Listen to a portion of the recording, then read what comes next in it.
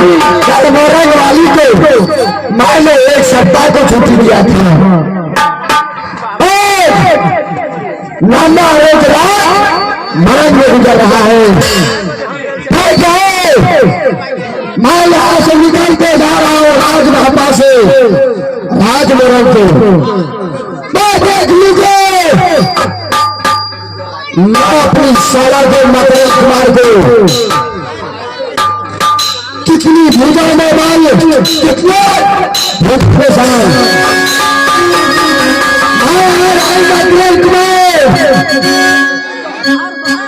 मैं आज आया को चला के आज कर दूंगा मेरे को।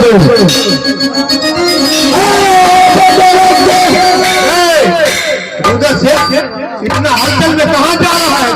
मामा जी नहीं जाइए साथी से तुम्हारी घर में रजवाली को। अच्छा मैंने एक सप्ताह को छुट्टी दिया था राजमहता से राजमोरंग जाने के लिए। अच्छा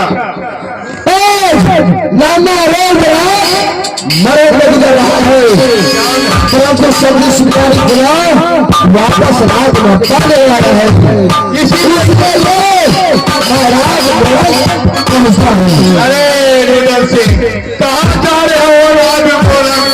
क्या क्या था उस याद कर लो उस मंत्री जो तुम्हारा था पंचायत उसको तो धोखा के ठोकर मार के 12 लाख की तनख्वाह नहीं दिया था।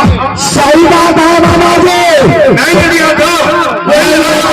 वही हरमजादे मंत्री जाकर के मोरंग रोते रोते चला गया और कहा जो लीडर सिंह बहुत बीमार है।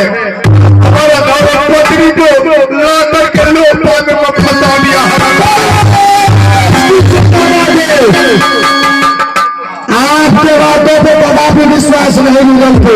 आप जाते मेरे बात को नहीं विश्वास तो जाकर के देख लो तुम्हारा द्रौपदी कहाँ है नहीं मिलता है। जाकर देखो कहाँ जाओगे? अगर मेरा धर्मपत्नी को अगर राजा राम सिंह ने लोकपाल में रखा होगा तो ठीक है आपके पेट राज हुरियल में है उसके लोगों को समझाइए रूबल अपने आप से बढ़ते अगर मेरा कसम खिलाते हो तो भी मारा दोगे। क्यों कसम खिलाते हो? जाकर के तो देखो तो मेरा पत्नी धर्मपत्नी वहां आई मैं उसमें क्या करूं? वो राजा तुम्हारा मंत्री किया है राजमोरंग से ला करके लोकपाल में फंसा दिया है। मैं रोते रोते देखा जंगल में रोता हुआ तो मैं गए कहे जब तो ऐसा काम किया तो मैं बुढ़ापा में तलवार नहीं चलाते थे। तुम्हारा नाम सुन करके मैं यहाँ कहिए खबर पहुंचा दे कम से कम। मैं इस समय लोकपाल किला होते गुजरता हूँ जाकर के